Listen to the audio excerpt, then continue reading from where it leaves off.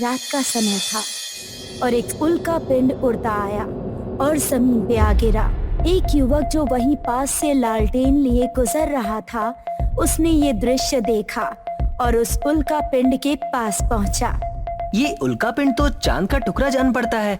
ऐसा करता हूँ कि इसे मैं इस लालटेन में डाल देता हूँ। प्रशांत ने तुरंत उस टुकड़े को अपने लालटेन में डाल दिया और चांदनी रोशनी रास्ते को प्रकाशित करने लगी। कितनी सुंदर रोशनी निकलती है इससे।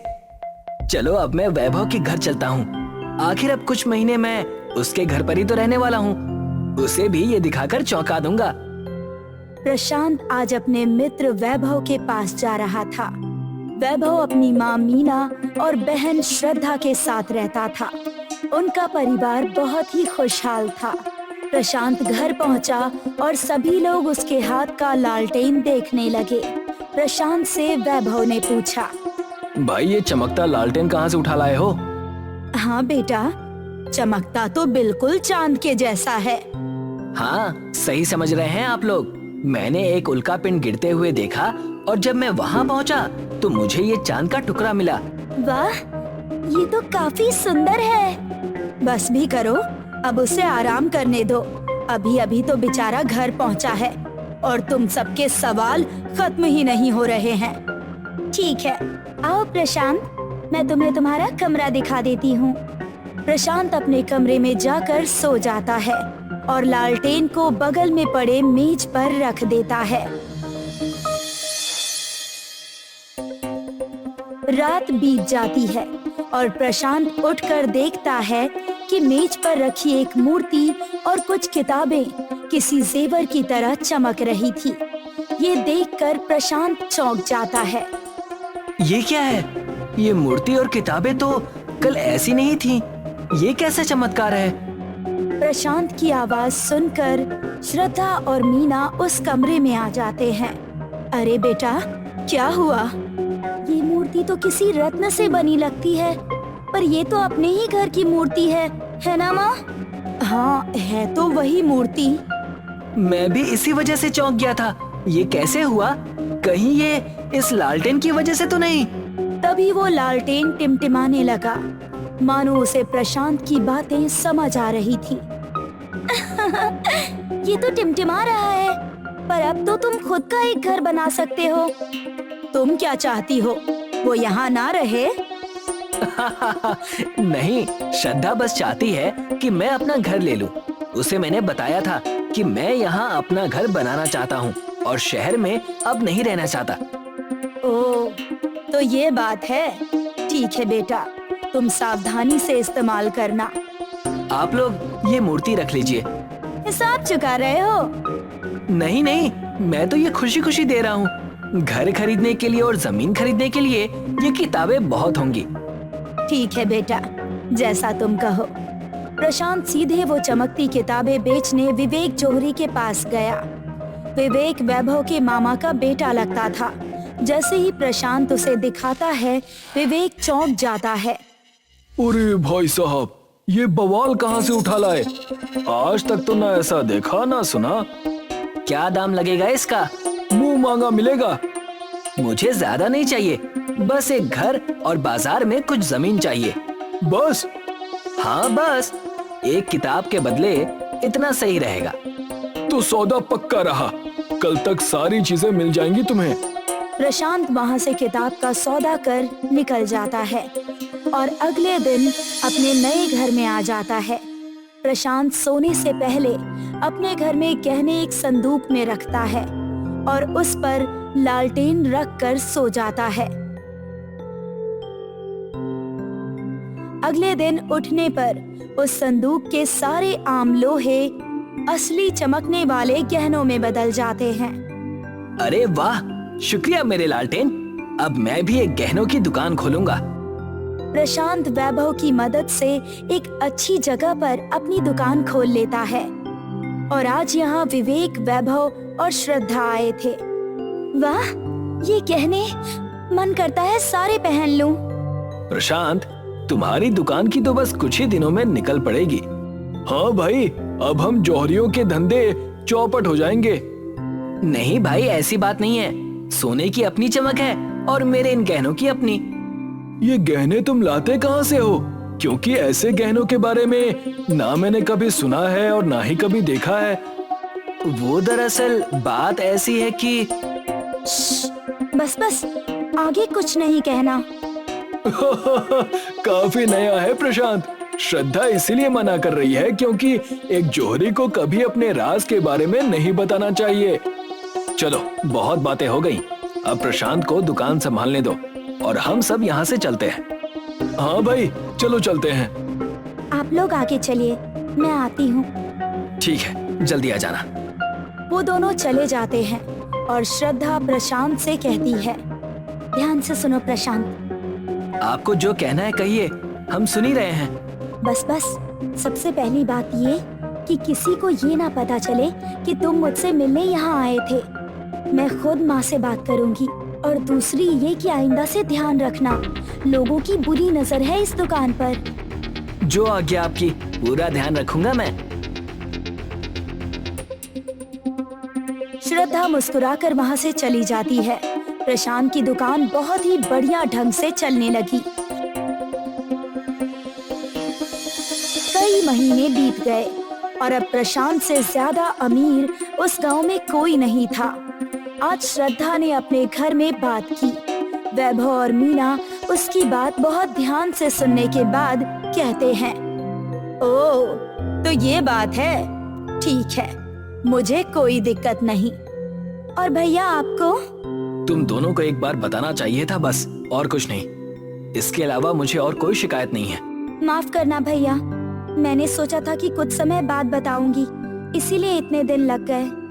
अरे अब क्या, अब तो चट मंगनी पट ब्याह। तभी विवेक वहाँ आ जाता है। मैं दरवाजे पर ही था और मैंने आप लोगों की बातें सुन ली। आप लोग क्या इस विषय पर जल्दबाजी नहीं कर रहे? मतलब ये कि वो लड़का ठीक है या नहीं, आपने क्या इस बारे में कोई जांच की? आप उन्हें अभी जान रहे हैं? हम सब लोग तो पहले से ही जानते हैं, तो अपनी बातें अपने पास ही रखिए। कुछ चीजें तो मैं भी जानता हूँ। पहली तो ये कि उसके माँ बाप नहीं है और वो ये गहने बेचने से पहले बस एक आम आदमी था। ये गहने वो कैसे बनाता है या कहाँ से लेकर आता है, क्या इसके बारे में भी आपको पता है? हाँ हाँ, पता है, और हमें तुम्हें बताने की कोई जरूरत नहीं है। मैं भी इतने महीनों से हाथ पर हाथ धरे नहीं बैठा हूँ। उस लालटेन के बारे में मैंने लोगों से छानबीन करवाई है और ये शादी तो मैं होने नहीं दूंगा क्योंकि मेरा पूरा धंधा उसने चौपट कर दिया है। क्या कर लोगे? ऐसे कैसे नहीं होने दोगे शादी? वो ऐसे। तभी दो गुंडे अंदर आकर श्रद्धा को पकड़कर ले जाने लगते हैं। माँ, बचाओ भैया! वैभव और मीना कुछ नहीं कर पाते। ले जाओ इसे। गुंडे श्रद्धा को ले जाते हैं।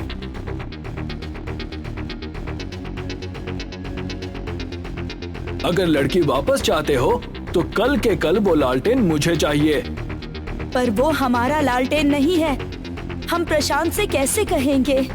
वो तुम जानो, मुझे मत बताओ। चलो अब चलता हूँ। लालटेन लाना और लड़की ले जाना। मीना रोते रोते तुरंत प्रशांत के पास जाती है और उसे सारी घटना बताती है। क्या उस विवेक की ये हिम्मत? बेटा, मदद करो हमारी। आज ही तुम दोनों की शादी की बात तय हो रही थी और देखो अब ये क्या हो गया। क्या? प्रशांत के चेहरे पर गुस्सा झलक कर दिखाई देने लगता है। आप चिंता मत कीजिए, मैं कल ही उसे ये लालटेन दे दूंगा। आप बस देखते रहिए। ये लालटेन अब मेरे शरीर का एक तरह से हिस्सा बन चुकी है। ये मेरी हर बात मानती है। शुक्रिया बेटा। शुक्रिया की कोई बात नहीं है माँ। रात बीत जाती है और सूरज की पहली किरण जमीन पर पड़ती है। प्रशांत लालटेन लेकर विवेक के घर जाने लगता है। विवेक के घर पहुंचते ही प्रशांत देखता है कि श्रद्धा कुर्सी से बंधी है और विवेक प्रशांत को देखकर मुस्कुराता है। ये रही लालटेन, श्रद्धा को यहाँ भेजो और लालटेन मैं इस मेज पर रख देता हूँ। ठीक है, सौदा पूरा हुआ। विवेक श्रद्धा की रस्सियां खोलता है और श्रद्धा तुरंत प्रशांत के पास चली जाती है और विवेक मेज से लालटेन उठा लेता है। प्रशांत, तुम ठीक तो हो ना? बिल्कुल नहीं। विवेक, तुम्हें इन जेवरातों से बहुत प्यार है ना? तो लो, अब तुम्हें जेवरात की कमी नहीं होगी। लालटेन। जैसे ही प्रशांत लालटेन को हवा देता है, वो टिमटिमाने लगता है। ये क्या हो रहा है? कुछ नहीं, मैं बस तुम्हारी इच्छा पूरी कर रहा हूँ। कुछ ही पल में मानो विवेक सहित उसका कमरा बर्फ का हो गया और अब बचे थे सिर्फ प्रशांत और श्रद्धा। चलिए, अब ये हमें कभी भी परेशान नहीं करेगा। इस घटना के बाद दोनों की कुछ ही दिनों में शादी हो जाती है और प्रशांत के जेवर आज पूरे देश में प्रसिद्ध हो गए थे। चांद के लालटेन ने प्रशांत की जिंदगी को असल में उजागर कर दिया। एक कस्बे में 3 चचेरी बहनें रहती थीं। मोना और सोना 2 सगी बहनें थीं और दिखने में वो बहुत ही सुंदर थीं, जबकि काली उनके चाचा की बेटी थी, जो दिखने में दुबली पतली और सांवली थी। सभी लोग उसका बहुत मजाक बनाते थे। बच्चे उसे काली कहकर चिढ़ाते थे। एक दिन सोना और मोना स्कूल जाने के लिए तैयार होकर स्कूल का बैग लेकर बाहर निकली। तभी काली ने उन्हें रोक लिया। तुम दोनों मेरी बहनें हो ना? मैं भी तुम्हारे साथ स्कूल चलती हूँ। बहुत पागल लड़की है, तू जानती भी है कि तू देखने में कितनी बेकार है और हम इतने सुंदर बच्चे, क्या तुझे अपने साथ स्कूल लेकर जाएंगे? मेरी मम्मी कहती है कि मैं इस दुनिया में सबसे सुंदर हूँ। अगर तेरी मम्मी कहेगी कि तू चांद है तो क्या हम मान लेंगे? और ऐसे तो मेरी मम्मी भी कहती है कि तू काली है तो बस है। काली वहाँ से रोते हुए अकेले ही स्कूल चली गई। जब काली स्कूल में पहुँची तो उसने देखा कि सभी बच्चे मोना और सोना से हेलो बोल रहे हैं, लेकिन काली को सबने इग्नोर कर दिया। देख काली, तुझे लगता है कि सिर्फ हम दोनों बहनें ही तुझे काली बोलते हैं, लेकिन अब तो तूने भी देख लिया कि क्लास के बच्चे भी कैसे करते हैं। काली उदास होकर क्लास में सबसे पीछे जाकर बैठ गई और रोजाना ऐसे ही चलता रहा। नवरात्र के दिन थे और एक जगह कन्या पूजन के लिए सोना और मोना के लिए बुलावा आया। वो दोनों अच्छे से तैयार होकर जाने लगी। काली भी यह देख रही थी। सोना, मोना, मुझे भी अपने साथ ले चलो। तुझे बुलाया है क्या? नहीं। तुझे खुद तो कोई बुलाता नहीं है, क्योंकि ना इसके पास अच्छे कपड़े हैं और ना अच्छी सूरत। दोनों बहनें काली का मजाक बनाकर वहाँ से चली गईं। काली पढ़ने बैठ गई। स्कूल में रिजल्ट का दिन। आज अपनी क्लास में मैं फर्स्ट आऊंगी। हाँ, मैं भी फर्स्ट आऊंगी, क्योंकि सुंदर बच्चों को तो मैडम भी ज्यादा मार्क्स देती हैं। काली भी वहीं खड़ी होकर यह सब सुन रही थी। और काली, तुझे नहीं आना क्या फर्स्ट? काली कुछ बोलती, लेकिन उससे पहले ही मोना बोल पड़ी कि फर्स्ट आएगी, लेकिन लाइन में नीचे से फर्स्ट आएगी। एक बार फिर दोनों बहनों ने काली का मजाक बनाया और हंसने लगी। तभी मैडम ने सभी बच्चों को असेंबली में बुलाया और रिजल्ट की घोषणा की। मैडम ने सबसे पहले क्लास में फर्स्ट आए बच्चों का नाम लिया, लेकिन सोना मोना का उसमें नाम नहीं था। काली अपनी क्लास में और पूरे स्कूल में फर्स्ट थी। यह देखकर सबके होश उड़ गए। आज इस काली की वजह से हमारी बहुत बेइज्जती हुई है, इसको नहीं छोड़ेंगे। हाँ, इसका कुछ ना कुछ तो करना ही होगा। बच्चों के रिजल्ट की खबर पूरे कस्बे में फैल गई और सभी लोग काली को बधाइयाँ देने लगे। यह देखकर सोना और मोना को बहुत जलन हुई और उन्होंने काली को सबक सिखाने का पूरा मन बना लिया। एक दिन सुबह सुबह काली अकेले ही अपने घर के पास खेल रही थी। तभी वहाँ सोना और मोना भी आ गई। काली, क्या तुम हमें अपनी दोस्त बनाओगी? हाँ काली, हमने तुम्हारा मजाक बनाया, उसके लिए हम माफी मांगते हैं। कोई बात नहीं, अब से हम दोस्त हुए। ठीक है, आज हमारी दोस्ती की खुशी में हम कहीं घूमने चलते हैं। वहाँ अच्छा अच्छा खाना खाएंगे और खूब मजे करेंगे। हाँ, हम बहुत खेलेंगे। हम हर रविवार को वहाँ जाते हैं। मैं मम्मी को बता कर आ रही हूँ और फिर साथ चलेंगे। ओए, तू पागल है क्या? अगर ऐसे बताएगी तो तेरी मम्मी नहीं भेजेंगी, इसलिए हमें चुपचाप चलना होगा। काली दोनों के साथ चली गई। सोना और मोना काली को एक जंगल में ले गईं। ये कौन सी जगह है? हम कहाँ जा रहे हैं? ये जंगल है और हम यहाँ मस्ती करने आए हैं। आहा, फिर तो बहुत मजा आएगा। चलो एक गेम खेलते हैं। काली, तू कुएं के ऊपर आँख बंद करके खड़ी हो जा। फिर उसके बाद तू पहले खड़ी तो हो, फिर बताएंगे। काली वहाँ खड़ी हो गई और आंखें बंद कर ली। मोना और सोना ने एक दूसरे को इशारा किया और काली को कुआं में धक्का दे दिया। काली के चीखने की आवाज कुएं में गूंज गई। दोनों बहनें खुश होकर घर वापस चली गईं। काली कुएं में नीचे गिरती जा रही थी, लेकिन कुछ ही मिनटों में वह एक नई दुनिया में पहुंच गई। वहाँ 3 चांद थे। काली बहुत घबरा गई। मैं कहाँ हूँ?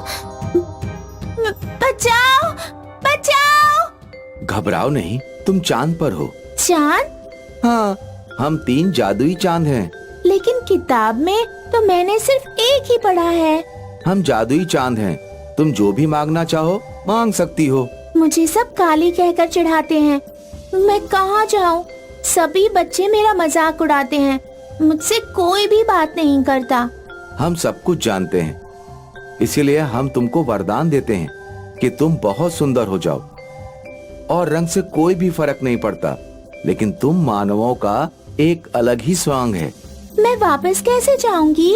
अपनी आंखें बंद करो, हम तुमको भेज देते हैं। काली ने आंखें बंद की और अगले ही पल वह अपने घर थी। उसने अपनी माँ को सारी घटना बताई और माँ ने भी उसको विश्व सुंदरी कहा।